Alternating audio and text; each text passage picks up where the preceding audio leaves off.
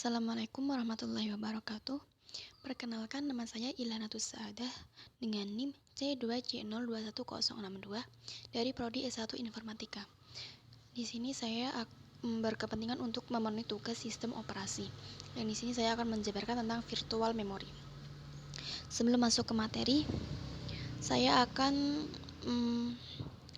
menjelaskan tentang pengertian virtual memory. Yang kedua ada fungsi virtual memory, yang ketiga tujuan virtual memory, dan yang terakhir penggunaan virtual memory pada sistem operasi. Yang pertama yaitu pengertian virtual memory. Dalam ilmu komputer, memori virtual atau memori maya adalah teknik manajemen memori yang dikembangkan untuk kernel multitugas. Teknik ini divirtualisasikan dalam berbagai bentuk arsitektur komputer, dari komputer penyimpanan seperti memori akses acak dan cakram penyimpanan, yang memungkinkan sebuah program harus dirancang seolah-olah hanya ada satu jenis memori virtual, yang bertindak secara langsung beralamat memori baca atau tulis RAM.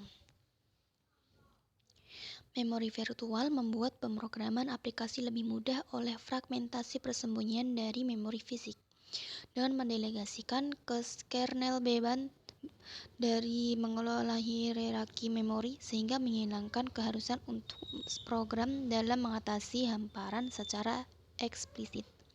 Dan bila setiap proses berjalan dalam ruang alamat khususnya sendiri, dengan menghindarkan kebutuhan untuk merelokasi kode program atau untuk mengakses memori dengan pengalamatan relatif. Yang kedua yaitu ada fungsi virtual memory. Setelah mengetahui apa sih pengertian virtual memory, tentu saja Anda langsung berpikir, sebenarnya apa sih fungsi dari virtual memory tersebut? Nah, ini kita bahas. Yang pertama yaitu virtual memory berguna untuk menangani beban dari RAM yang berlebihan. Yang kedua, menjadi cadangan dari RAM, namun tidak sampai menggantikan 100% fungsi dan juga keberadaan dari RAM. Jadi, Anda tidak bisa mengandalkan virtual memory. Yang ketiga, menyimpan data sementara yang disimpan di RAM, tapi tidak bisa meneruskan data ke prosesor. Yang keempat, menyimpan data yang bersifat sementara. Selanjutnya, keuntungan virtual memory. Yang pertama, berkurangnya I/O yang dibutuhkan, lalu lintas I/O menjadi rendah. Misal, untuk program butuh membaca dari disk dan masukkan dalam memori setiap kali diakses. Yang kedua, berkurangnya memori yang dibutuhkan, space menjadi lebih leluasa. Contoh, untuk program 10 MB tidak seluruh bagian dimasukkan dalam memori. Pesan-pesan error hanya dimasukkan jika terjadi error. Yang ketiga, meningkatnya respon sebagai konsekuensi dari menurunnya beban I/O dan memori. Yang keempat, bertambahnya jumlah user yang dapat dilayani.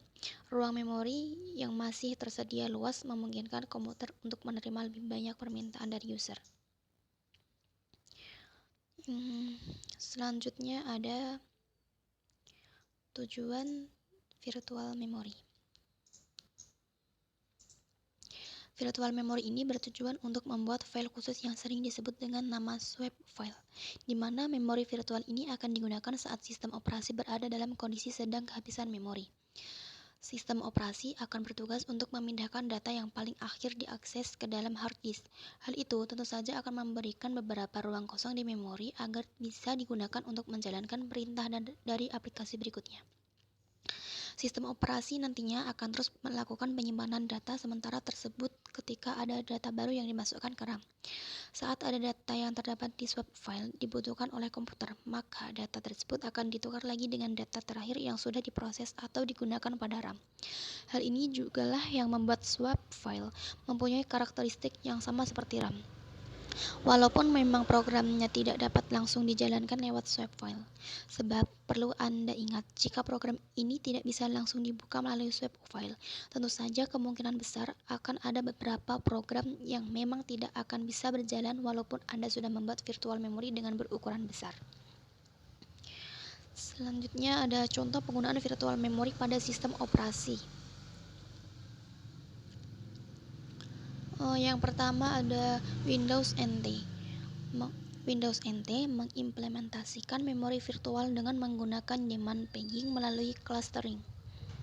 Clustering menangani fault dengan menambahkan tidak hanya pack yang terkena fault, tetapi juga beberapa pack yang akan dekat pack tersebut. Yang kedua ada Solaris 2. Dalam sistem operasi Solaris 2, jika sebuah proses menyebabkan terjadi pack fault, kernel akan memberikan pack kepada proses tersebut dari daftar pack bebas yang disimpan. Akibat dari hal ini adalah kernel harus menyimpan sejumlah memori bebas.